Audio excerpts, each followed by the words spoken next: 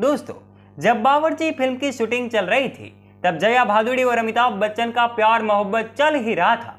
अमिताभ अक्सर जया से मिलने बावर्ची के सेट पर आते रहते थे और अमिताभ का यूं बार बार आना राजेश खन्ना साहब को पसंद नहीं आता था, क्योंकि राजेश खन्ना उस वक्त तक सुपरस्टार बन चुके थे तो कोई उन्हें कुछ कहने का साहस ही नहीं कर पाता था।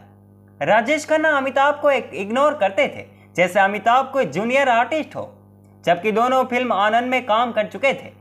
अमिताभ के प्रति राजेश खन्ना का वो बर्ताव जया जी को बड़ा अखरता था।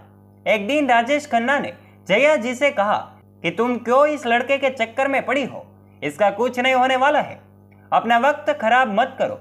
उनकी ये बात जया जी को बहुत बुरी लगी, पर चूंकि राजेश खन्ना उर्फ काका उनसे सीनियर थे तो वह कुछ बोल नहीं पाई। मगर एक दिन काका ने कुछ ऐसा कहा जिसे जया भी बर्दाश्त नहीं कर पाई। अमिताभ को सेट पर देखकर उस दिन काका कुछ ज्यादा ही बिगड़ गए। वो बोले, कल का छोकरा उनकी फिल्म की एक्ट्रेस से यूं ही मिलने चला आता है। कहा जाता है कि काका ने उस दिन बच्चन साहब को मनहूस तक कह दिया था और काका का बच्चन साहब को मनहूस कहना ही जया जी के लिए उस दिन नाकाबिल बर्दाश्त हो गया था। वो काका से बोली, बिहेव योरसेल्फ काका, भगवान से डरिए, उसकी लाठी में आवाज नहीं होती है। आप जिसे आज मनहूस कर रहे हैं वो एक दिन इस फिल्म इंडस्ट्री पर राज करेगा। समय का पहिया कुछ ऐसा घुमा कि कुछ ही साल बाद अमिताभ बच्चन बॉलीवुड के सबसे बड़े स्टार बन गए और जिस वक्त बच्चन साहब अपने स्टारडम के शिखर पर थे उसी वक्त काका असफलताओं से जूझ रहे थे।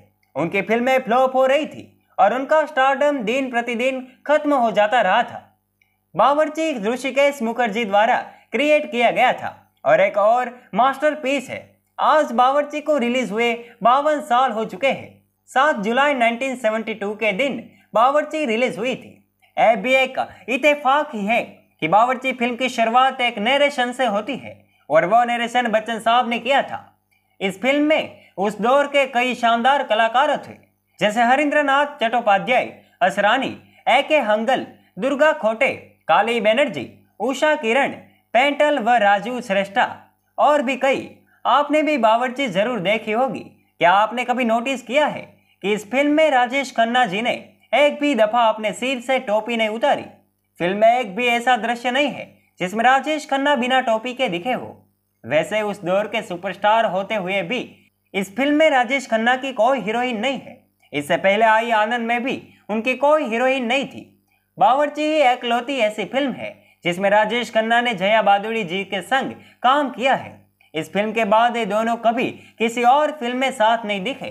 क्या आपने फिल्म देखी है तो हमें कमेंट बॉक्स में कमेंट करके जरूर बताइएगा और उम्मीद करते हैं आपको ये वीडियो पसंद आया होगा।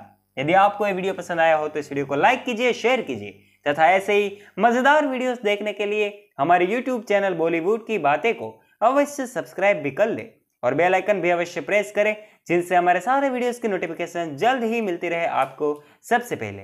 धन्यवाद।